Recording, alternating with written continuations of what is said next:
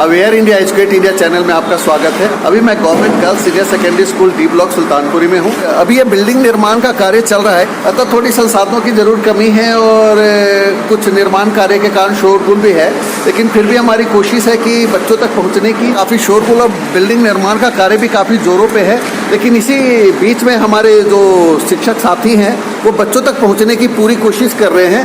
और government girls senior secondary school D block की team है हमारे बीच में, और हमारे बीच में ART हेड हैं SST की उषा मैडम, स्नेहा मैम और मनीषा मैम। इन्होंने यूरोप में राष्ट्रवाद का टॉपिक शुरू किया है, तो जो बच्चों को काफ़ी डिफ़िकल्ट लगता है, तो इनकी कोशिश है कि बच्चों तक ये टॉपिक पहुंचा पाएंगे। इस वीडियो को 3 पार्ट्स में बनाया गया है। पार्ट 1 स्नेहा मैम कर रही हैं, पार्ट 2 मनीषा मैम, और पार्ट 3 में उषा मैम जो ART हेड हैं इन्होंने उसको समअप किया है। तो प्लीज़ मैम आप थोड़ा सा अपने वीडियो के बारे में बताते हैं। Hello student, my self Sneha, good morning. हमारा आज का टॉपिक क्लास 10th में से है यूरोप में राष्ट्रवाद। मैंने इस टॉपिक में आपके लिए फ्रांस की क्रांति को कवर करा है, रूढ़िवाद को कवर करा है, नेपोलियन का शासनकाल इसमें कवर करा, और जो मेन टॉपिक इसमें एक और है वियना संधि, इसको भी इसमें कवर किया गया है। ओके, और पार्ट 2 में मैम क्या क्या है? Good morning students. बेटा हमने यूरोप में राष्ट्रवाद जैसे कि स्नेहा मैम ने जो किया उससे आगे मैंने कंटिन्यू किया है, जिसमें हमने यूनान का स्वतंत्रता संग्राम, फिर यूरोप की जो आर्थिक स्थिति थी उसके बारे में, रूस और पोलैंड की जो है किस प्रकार रोमानीवाद वगैरह के बारे में हमने राष्ट्रीय भावना के को लेकर इसको कवर किया है। इसके साथ ही हमने इसमें जर्मनी के एकीकरण को कवर किया। वेरी गुड, बहुत अच्छे, थैंक यू मैम। और उषा मैम आप बताइए, और फाइनल समअप आपने किया है? हाँ जी, फाइनल समअप मैं कर रही हूँ इसका।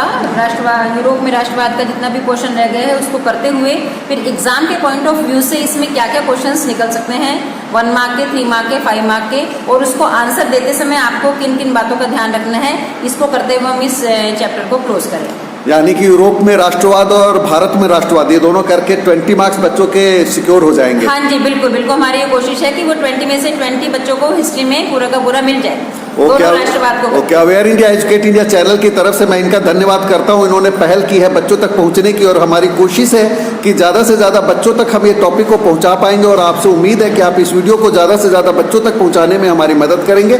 Thank you ma'am, please continue. Good morning students, आज हम टॉपिक डिस्कस कर रहे हैं क्लास 10th के लिए। टॉपिक नेम है हमारा यूरोप में राष्ट्रवाद। ये हमारा इतिहास की पुस्तक में से टॉपिक हमने लिया है, यूरोप में राष्ट्रवाद। अब यूरोप में राष्ट्रवाद किस तरह से फैला, अब उसके क्या परिणाम हुए पूरे यूरोप में, हम इसके बारे में इस टॉपिक में हम चर्चा करेंगे। तो पहले हम राष्ट्रवाद की बात करें तो हमें पता होना चाहिए कि राष्ट्रवाद की धारणा क्या है। अगर हम किसी देश को देखें तो देश में कई तरह के लोग रहते हैं, चाहे वो विभिन्न जाति के हो, धर्म के हो, कोई भाषा के हो, पर वो राष्ट्र कैसे बनते हैं? जब लोगों की जो धारणाएं हैं, जो भावना है, वो अपनी व्यक्तिगत भावना को छोड़कर एक सामूहिक पहचान में आ जाते हैं, एक अपनी सामूहिक सोच बना लेते हैं, तो वो हमारा बन जाता है राष्ट्रवाद। तो इसी तरह से यूरोप में राष्ट्रवाद की शुरुआत हुई थी कि लोगों को एकजुट होना पड़ा था। अब उन्हें यूरोप में राष्ट्रवाद आने का कारण क्या था? निर्भुषता। क्योंकि यूरोप में जो निर्भुषता थी वो बढ़ती जा रही थी। निर्भुषता का मतलब क्या होता है?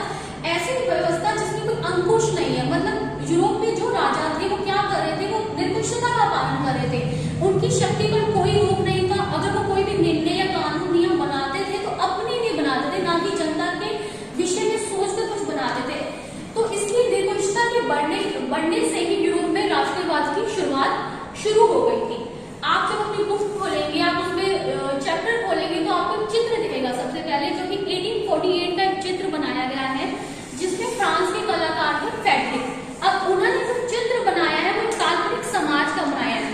उन्होंने सभी लोगों को एक साथ झंडे लेते हुए, मशालें लेते हुए खड़े होते दिखाया है, ताकि लोगों को एकजुट दिखाया जा सके, लोगों को एक राष्ट्रवाद की भावना उस चित्र में दिखाई जा सके। तो फ्रेडरिक का मेन उद्देश्य यही था कि जो यूरोप में निर्भुषता बढ़ रही है, लोगों को एक मैसेज देने के लिए कि किस तरह से हम एक ऐसे समाज का निर्माण कर सकते हैं जो एक होकर, एक देश होकर, एक राष्ट्र होकर अपने समाज में सुधार ला सकता है और राजा की निर्भुषता को खत्म कर सकता है। अब निर्भुषता को खत्म करने के लिए सबसे पहले यूरोप में राष्ट्रवाद की जो शुरुआत मानते हैं वो होती है फ्रांस की क्रांति से होती है। यूरोप में राष्ट्रवाद की शुरुआत होने से पहले जब उन्होंने देखा कि राजा उसकी निर्भुषता की जो हद है वो बढ़ती जा रही है, वो कम नहीं हो बढ़ती जा रही है और लोगों के साथ बहुत ज्यादा गलत हो रहा है। तो इसीलिए 19वीं सेंचुरी में 19वीं सदी में बहुत सारे चेंजेस आने शुरू हो गए थे राजनीतिक और मानसिक रूप से भी लोगों में। अब लोगों की मांग हो गई थी कि हमें ऐसा राष्ट्र चाहिए जो लोकतांत्रिक व्यवस्था पे आधारित हो, ना कि एक राजतांत्रिक व्यवस्था पे आधारित हो। तो ये लोगों की मांग अब बढ़ती जा रही है क्योंकि वो राजा के कामों को देख चुके थे, वो किस तरह से अपनी शक्तियों का गलत प्रयोग कर रहे हैं। अब हम यूरोप में राष्ट्रवाद की बात करते हैं तो हम देखते हैं कि उसकी नींव कहां से पड़ी। अगर कोई भी कुछ भी शुरुआत कर रहे हैं तो उसकी नींव होती है। तो हम फ्रांस की क्रांति को यूरोप में राष्ट्रवाद की नींव मानते हैं। फ्रांस की क्रांति हम 9वीं क्लास में पढ़ चुके हैं कि फ्रांस की क्रांति हुई थी 1789 में। हम पढ़ चुके हैं कि फ्रांस का राजा जो था लुई 16वां था, जो कि अपनी निर्भुजता के कारण जाना जाता था। फ्रांस का जो मानव समाज था उसे 3 स्टेट में बांटा गया था, प्रथम, द्वितीय और तृतीय। हम पढ़ चुके हैं 9वीं क्लास में। प्रथम स्टेट किससे रिलेटेड था? पादरी से रिलेटेड था। द्वितीय कुलीन वर्ग से था और तृतीय हमारा पढ़े लिखे लोगों से रिलेटेड था, जैसे उसमें सभी वर्गों के लोग आ जाते थे, चाहे वो शिक्षित हो, मजदूर वर्ग हो, ये सारे इसमें आ जाते थे। हम अपनी 9वीं क्लास में ये पढ़ चुके हैं। अब जब फ्रांस की क्रांति एक नींव थी, जब फ्रांस में क्रांति हुई थी 1789 में, तो इस क्रांति की वजह से यूरोप में राष्ट्रवाद फैला था।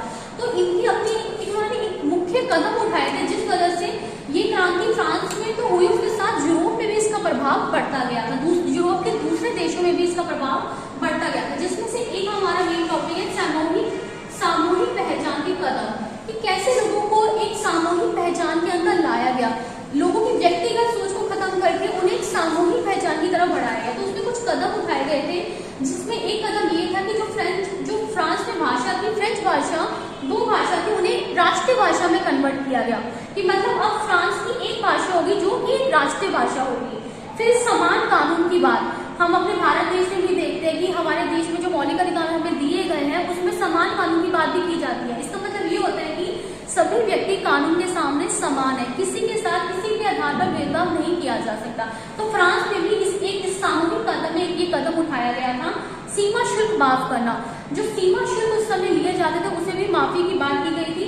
जैकोबिन क्लब, इसमें ये वो क्लब था जिसमें फ्रांस के जो स्कूल में जो बच्चे पढ़ते थे या कॉलेज में जो बच्चे पढ़ते थे, उन्होंने अपना एक क्लब बनाया था, जैकोबिन क्लब। फिर उसके बाद आया था फ्रांस आर्मी की क्या भूमिका थी। अब फ्रांस ने अपनी जो ये सामूहिक पहचान के कदम थे अपने देश तक सीमित ना रख के उसे दूसरे देशों में भी आर्मी के द्वारा इस विचार को भेजना शुरू किया था। मतलब कि उन्होंने जो उनके सैनिक थे उन्होंने दूसरे देशों में भेजने शुरू करे थे ताकि इस भावना को यूरोप के दूसरे देशों तक भी पहुंचाया जा सके। फिर उसके बाद हमारा अगला टॉपिक आता है नेपोलियन का शासनकाल। ये भी हम 9वीं क्लास में पढ़ चुके हैं कि नेपोलियन फ्रांस में किस तरह से आया, उसने फ्रांस में किस तरह से सुधार करे। हम नेपोलियन की आचार संहिता पढ़ते हैं जिसे हम नेपोलियन कोड के नाम से भी जानते हैं, जो कि 1804 में लागू की गई थी। तो नेपोलियन जब फ्रांस में आया तो उसने क्या काम करे? पहला उसने यही करा था, जब प्रजातंत्र आ गया तो उसने दोबारा प्रजातंत्र को उसने राजतंत्र में चेंज किया था और उसने 1804 में अपनी नागरिक संहिता, जिसे हम नेपोलियन संहिता के नाम से भी जानते हैं, वो उसने फ्रांस में लागू करी थी।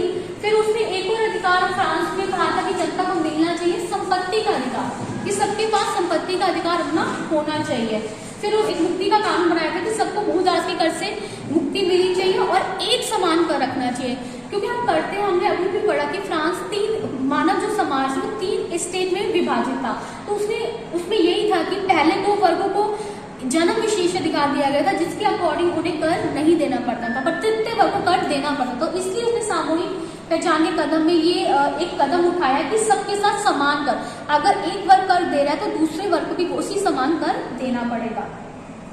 फिर इसके बाद यूरोप में राष्ट्रवाद का निर्माण। अब जब फ्रांस की क्रांति हो गई, वो एक नींव पड़ चुकी थी, तो यूरोप में फ्रांस की क्रांति के बाद से राष्ट्रवाद का निर्माण होना शुरू हो गया। यूरोप में राष्ट्रवाद का निर्माण, अब हमें पता है कि फ्रांस की क्रांति के बाद जो नींव डल चुकी थी, उसके बाद यूरोप में राष्ट्रवाद को बढ़ावा देने की दूसरी विचारधाराएं भी सामने आ रही थी, जिसमें से उदारवादी एक महत्वपूर्ण धारणा है और क्रांतिकारी। अब उदारवादी धारणा में ये था कि इसमें एक नया मध्यम वर्ग उभर कर सामने आया था 19वीं सदी के बाद। इनकी अपनी विचारधारा थी, इनका मानना था कि जो कानून होना चाहिए वो सबके लिए समान होना चाहिए और सरकार के पक्ष से, अगर उनका मानना कि तो देश है तो उसमें अपनी सरकार होनी चाहिए। इन्होंने अपनी विचारधारा रखी थी जो यूरोप के दूसरे देशों तक भी फैलती गई थी। उसके बाद आता है रूढ़िवादी। हम 1815 के रूढ़िवादी एक युद्ध हुआ था, वाटरलू युद्ध हुआ था, जिसमें नेपोलियन की हार हो चुकी थी, पर इसको हराने वाले वही देश थे जो रूढ़िवाद का समर्थन करते थे। इनका मानना था कि हमें यूरोपीय सरकार को बनाए रखना है, अपनी परंपराओं को बनाए रखना है। इनकी ये रूढ़िवादी सोच थी कि हम अपनी परंपराओं को बनाए रखेंगे और जो नेपोलियन बदलाव किए थे हमें उन बदलावों को आगे लेकर नहीं जाना है। हमें जो अपनी सोच है, हमारा अपने जो हमारी विचार हमें उसी बनाकर आगे लेकर चलना है। तो जब नेपोलियन फिर उसके बाद आते क्रांतिकारी विचारधारा। जब यूरोप में राष्ट्रवाद को बढ़ावा देने के लिए क्रांतिकारी विचारधारा भी काफी महत्वपूर्ण भूमिका निभाती है, जिसके बारे में आगे पढ़ेंगे टॉपिक में। पर इन सबसे पहले एक संधि हुई थी जिसको हम वियना संधि के नाम से जाना जाता है, और इसमें बहुत इंपॉर्टेंट, इसमें इसके टॉपिक के ऊपर ही इंपॉर्टेंट क्वेश्चन आता है। ये संधि, इसकी संधि में क्या किया गया था? इस संधि में मेन यही किया गया था, नेपोलियन ने जो बदलाव किए थे, नेपोलियन का मकसद क्या था? फ्रांस को तो मजबूत करना ही, साथ में पूरे यूरोप में राष्ट्रवाद को फैलाना। तो वियना संधि में उसको रोकने के लिए क्या किया गया था? जो भी नेपोलियन ने बदलाव किए गए थे उसे पूरी तरह से खत्म किया गया था वियना संधि में। अब फ्रांस की विस्तारवादी जो उसकी नीति थी उसको भी सीमित करने के लिए उन्होंने कहा था कि फ्रांस की सीमाएं अब तय कर दी जाएगी, जिससे कि फ्रांस अपने देश का विस्तार नहीं कर पाएगा। उम्मीद है आपको हमारी ये पहल पसंद आई होगी और आप इसे ज्यादा से ज्यादा बच्चों तक पहुंचाने में हमारी मदद करेंगे। इसे लाइक कीजिए, शेयर कीजिए और ज्यादा से ज्यादा बच्चों तक पहुंचाने में हमारी मदद कीजिए।